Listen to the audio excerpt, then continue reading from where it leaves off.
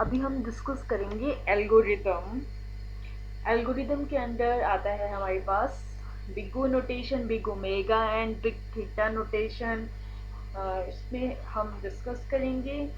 इससे पहले मैंने सिलेबस के रिगार्डिंग वीडियो बनाया हुआ है कि कौन कौन से इम्पोर्टेंट टॉपिक्स है for UGC NET and GATE, and हमने वो सारे के सारे अपने वीडियोस में, अपकमिंग वीडियोस में कवर करने हैं। अभी हम बात करेंगे एल्गोरिदम का।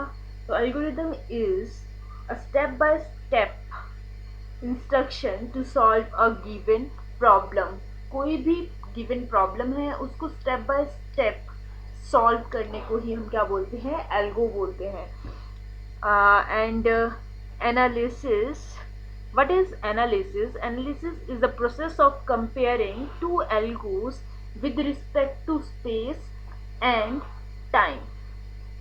टू टाइप्स ऑफ एनालिसिस होती है हमारे पास, प्रायरी और पोस्ट प्रायरी। प्रायरी हमारे पास वो एनालिसिस होता है जिसमें कैलकुलेट करते हैं और एस्टिमेट करते हैं time but before the execution. और जो पोस्ट प्रायरी होता है हमारा, उसमें हम एस्टिमेशन करते हैं टाइम का बट आफ्टर एग्जीक्यूशन ऑफ जो एग्जीक्यूशन टाइम है उसके बाद। और यहाँ पे देखो ये स्टेप बाय स्टेप एक एल्गो दिया हुआ है हमारे पास। S1 है रीड ए, S2 रीड बी, S3 में सम अप करवाया है A प्लस बी, S4 में प्रिंट करवा रहे हैं सम। स्टेप बाय स्टेप क्या कर रहा है, ये सॉल्व कर रहा है और इसमें सम किया हुआ है एंड में A प्लस बी को, और प्रिंट भी क्या करवाया है, सम। नेक्स्ट हम इसमें करेंगे एसिम्प्टोटिक नोटेशन। एसिम्प्टोटिक नोटेशन में हमारे पास है big O notation, big omega and big theta. Big O notation को ओ से रिप्रेजेंट करते हैं, बिग ओमेगा को ओमेगा से, बिग थीटा को थीटा नोटेशन से। यहाँ पे फर्स्ट ग्राफ में देखो, बिग ओ में हमारे पास एक्स एंड वाई एक्सिस में वैल्यूज है लाइक एन एंड टी, और जो फंक्शन है एफ एन वो लेस है as compare to C dot G N.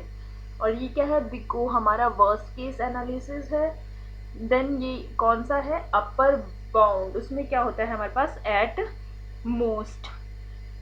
इसमें क्या होता है हमारे पास, फंक्शन होता है F N equal to order of ji n. Mainly f n क्या है हमारे पास, लेस देन सी डॉट जी एन है, तो ये क्या बनता है, F n is less than equal to C dot G N. और सी डॉट जी एन को करने के लिए हम क्या करेंगे, ऑर्डर ऑफ जी एन। इसके एग्जाम्पल्स भी हम करेंगे तो आपको थोड़ा आइडिया हो जाएगा अपकमिंग वीडियोस में। और नेक्स्ट हम बात करते हैं बिग ओमेगा का। तो उसमें फंक्शन जो है हमारा ग्रेटर है than that of C dot ji N. तो हम अगर हम ग्रेटर देन और कांस्टेंट के लिए हम क्या करेंगे, यहाँ पे थीटा टर्म को लिख के आएंगे, तो F N equal to omega of ji N. ये बिग ओमेगा जो है बेस्ट केस एनालिसिस है, लोअर बाउंड एट लीस्ट का केस आता है ये। देन थीटा की बात करें तो फंक्शन मिड में आता है, और जो हमारा C1 डॉट जी एन और C2 डॉट जी एन होता है वो ऊपर अपर साइड में और लोअर साइड में आता है, और फंक्शन मिड में आएगा। देन हमारे पास ये कौन सा केस आता है, एवरेज केस आता है। और फिर क्या होता है हमारे एग्जैक्ट टाइम पे ये जो है हमारा वैल्यू देता है।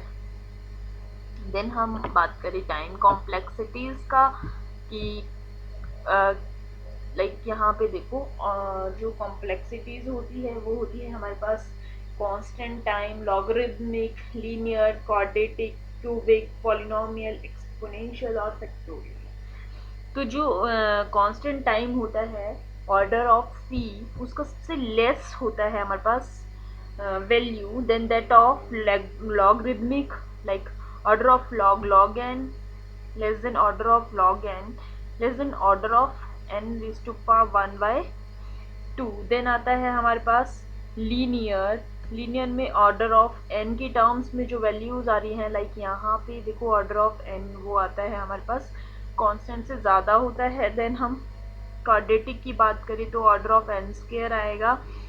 और देन क्यूबिक का बात करें तो order of n cube square. Quadratic से जो है क्यूबिक बिगर है। देन हम ऑर्डर ऑफ एन के की बात करें तो ये पॉलिनोमियल टाइम है, order of n raise to power के। Then order of 2 raise to power n ये है एक्सपोनेंशियल। यहाँ पे ये जो हमारे पास एंड में आ रहा है ये एक्सपोनेंशियल हो जाता है, और अगर हम order of n factorial end में ले तो ये सबसे टॉप आता है। और order of 2 raise to power n जो है ये सबसे बिगर वैल्यू है एज कम्पेयर टू अदर्स। इसके थ्रू हम जो है कॉम्प्लेक्सिटीज भी फाइंड आउट कर सकते हैं। देन हमारे पास आता है टाइम कॉम्प्लेक्सिटीज मेथड।